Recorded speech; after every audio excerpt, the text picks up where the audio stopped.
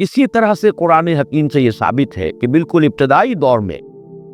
जो मक्की दौर है, बिल्कुल उसका इब्तदाई ज़माना, सूरह नून के आखिर में जो मज़कूर है कि ये कोशिश की गई थी कि कुछ ऐसे लोगों के ज़रिए से कि जिनकी क़ुव्वत इरादी उनकी निगाहों में बहुत मुर्तकिस हो जाती है। ये अमलियात में एक ख़ास मामला ये भी हुआ करता था, और अब भी शायद कुछ लोग ये प्रैक्टिस करते हैं कि अगर बाकायदा रियाजत करके अपनी निगाहों में एक ख़ास किस्म की तासीर पैदा कर ली जाए, बल्कि मौलाना अमीर हसन इस्लाही साहब ने इसका तज़किरा किया था एक मरतबा, जब ज़माने तालिब इल्मी में मैंने 2 तरबियत गाहें मुनक़िद की थी और उसमें दर्स कुरान मौलाना इस्लाही साहब ने दिया था कि आजकल भी बाज़ लोग ये करते हैं कि रात के पिछले पहर उठकर नहा धोकर सफ़ेद बुर्राख कपड़े पहनकर फिर बैठते हैं और किसी बिल्कुल सफ़ेद कागज़ पर एक छोटा सा नुक्ता लगाते हैं और फिर निगाहों को उस पर जमाने और मुर्तकिस करने की मशक करते हैं। कितनी देर तक पलक झपके बगैर आप उस नुक्ते को देख सकते हैं। अगर ये मशक की जाए, ये एक्सरसाइज की जाए, ये रियाजत की जाए, तो आंखों में एक ऐसी चमक पैदा हो जाती है कि अगर घूर कर किसी को देखा जाए तो उसकी क़ुव्वत इरादी को आप मुज़म्महिल कर सकते हैं। वो एकदम दबा हुआ महसूस करेगा और आपका गलबा उसके ऊपर हो जाएगा नफ्सियाती एतबार से।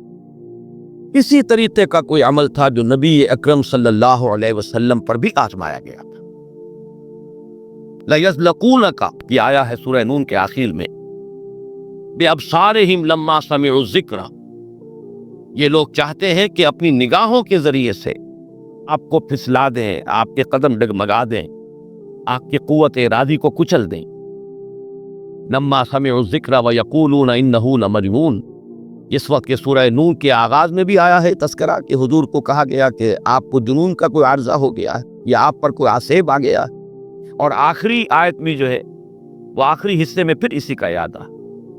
वइन्नहुम लयुज़लिक़ूनका बिअब्सारिहिम लम्मा समिउ ज़िक्र व यक़ूलून इन्नहु लमजनून व मिन शर्रि हासिदिन इज़ा हसद। और हसद करने वाले के हसद से, जबकि वो हसद करे। अब हसद के साथ ही नोट कर लीजिए, अगर यहाँ तो मज़कूर नहीं है, ये नज़र का लग जाना, ऐन अल-ऐनु हक़्क़ुल, बाज़ रिवायात में आया, हुज़ूर ने फरमाया इसके अंदर असर है। इंसान किसी हाक़िदाना निगाह के साथ किसी पर निगाह डालता है, इसमें जहर है, ये निगाहें मसमूम है, इसमें जहर है मौजूद, सम्मी असरात हैं और उसके असरात वो तो पड़ते हैं। और ये जैसा कि मैं कर रहा था कि जदीद दौर में जादू के लिए भी मसलन हुजूर के बालों की जरूरत पड़ी, और ये जेनेटिक्स के हवाले से और जीन्स के हवाले से बात आज समझ में आ जाएगी। इसलिए कि जिन अरवाह खबीसा के जरिए से आपको काम लेना है, वो जादू तो वहां पड़ा हुआ है उस कुएं के अंदर। वो जो भी तासुरात है उन्हें तलाश करना है, उन असरात को, उस शख्स मुअय्यन को, जिस शख्स मुअय्यन पर जादू करना मकसूद है, और उसके वजूद का कोई जुज़, जिसके कि वही जीन्स होंगे कि जो उनके अपने वजूद के हैं, उनके हवाले से गोया कि ये एक रास्ता है, ये उसकी आइडेंटिफिकेशन का एक जरिया है। इसी एतबार से ये हसद या ये निगाह का लग जाना, मैं समझता हूं कि आज की फिजिक्स अगर थोड़ी सी भी आप पढ़ें तो रेडिएशंस, निगाह पार हो जाती है इंसान के। ऐसी भी तो रेज है ना, एक्सरेज क्या है, आपके वजूद में से गुजर जाती है। ये अल्ट्रा वायलेट, इंफ्रारेड रेज, ये तमाम के तमाम एक्स रेज, ये क्या है, वजूद को चीर कर गुजरती है। तभी तो उस फिल्म के ऊपर असर पड़ता है जो फिल्म के पीछे लगी हुई और आप सामने खड़े हुए हैं, आपकी हड्डी अलग नजर आ रही है और गोश्त जो है वो अलग नजर आ रहा है। ये तमाम चीजें आज समझ में आती है। और वो फोटॉन्स जिनका मैंने अभी अर्ज किया, 1 मिलियन 5 दफा कहिए, 30 सिफरें लगाइए एक पर, तो 1 मिलीमीटर का उतनावां हिस्सा जो है वो एक फोटोन है। ये तो वजूद के अंदर सरायत करके कहीं से कहीं निकल जाने वाली चीजें। इन रेडिएशंस के हवाले से एटॉमिक एक्सप्लोजन जो है उसकी रेडिएशन है, जो आपको मालूम है। ये जो जरा से हादसे हो रहे हैं, चेरनोबिल में हुआ है, कहीं हो गया था भोपाल में, और उसकी फिर रेडिएशंस के क्या क्या असरात हुए, वो शायद नजर तो नहीं आती, गैर मरई चीजें। आज की दुनिया में जब आप ESP को मान रहे हैं, एक्स्ट्रा सेंसरी परसेप्शन, ना आपके कानों के जरिए से आपको परसेप्शन हासिल हुई है, ना आंखों के जरिए से, आपके सेंस ऑर्गन्स इन्वॉल्व ही नहीं है, but you are having perception, extra sensory perception.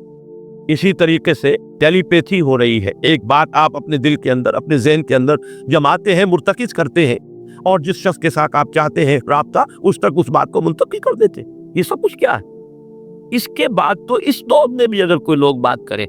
من شر حاسد اذا حسد، اور عقد کے ساتھ اس کو جوڑا گیا ہے، ومن شر النفاثات فی العقد ومن شر حاسد اذا حسد، لیکن محض ردیف یا قافیہ یا فواصل کی رعایت سے قرآن میں کچھ نہیں ہے۔ وہ اس کا ایک فیکٹر، اس کا ایک عامل ہو سکتا ہے، لیکن محض اس کی بنا پر نہیں مانا جائے گا۔ تو اس میں یقیناً کوئی اور حکمت ہے، اور وہ حکمت تقسیم کی گئی ہے۔ ہمارے مفسرین نے تو اس کو یوں بیان کیا ہے کہ ایک حسد وہ ہے کہ جو دل میں پیدا تو ہے، آدمی کے اندر ہے، لیکن یہ کہ وہ اس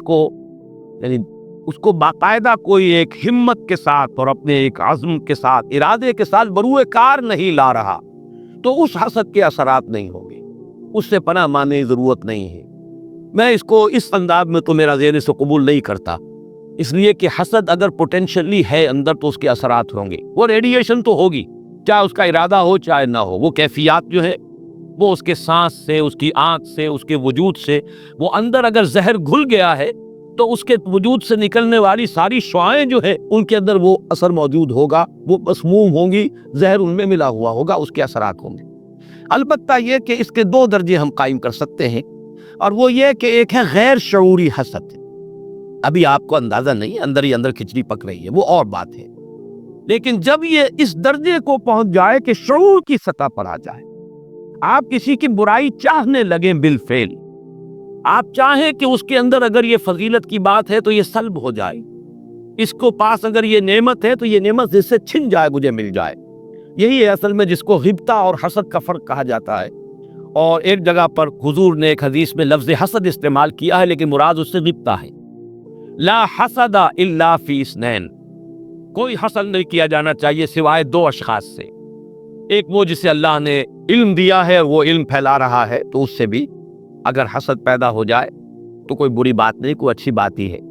اور ایک یہ کہ کسی کو اگر دولت دی ہے، وہ دولت پھیلا رہا ہے اور عام کر رہا ہے، لوگوں کو اس کے خلق کے لیے خرچ کر رہا ہے تو اس سے بھی حسد۔ لیکن یہاں حسد غبطہ کے معنی میں، غبطہ یہ ہے کہ کسی میں کوئی خیر آپ کو نظر آئے تو آپ اللہ سے دعا کریں پروردگار مجھے بھی یہ خیر عطا کر دے، یہ غبطہ ہے۔ اور حسد یہ ہے کہ اس سے یہ شے چھن جائے، یہ ہے در حقیقت کہ جو بری شے ہے کہ کسی نعمت کا کسی دوسرے شخص سے سلب ہو جانا، اس کی خواہش جب پیدا ہو جائے اور جب یہ شعوری سطح پر آ جائے، یعنی ایک ہے اس کا ایک وہ جو جس سے کہ ابھی اتنی اس کی انٹینسٹی نہیں ہے کہ اس سے وہ ریڈیشن ہو، اس کی انٹینسٹی اس وقت ہوگی جب کہ وہ شعور کی سطح پر آ گئی اور انسان جو ہے جل رہا ہے حسد کی آگ میں اور چاہتا ہے کہ یہ نعمت اس سے سلب ہو جائے، یہ فضیلت جو ہے اس سے چھن جائے، تو یہ شے وہ ہے یقیناً کہ اس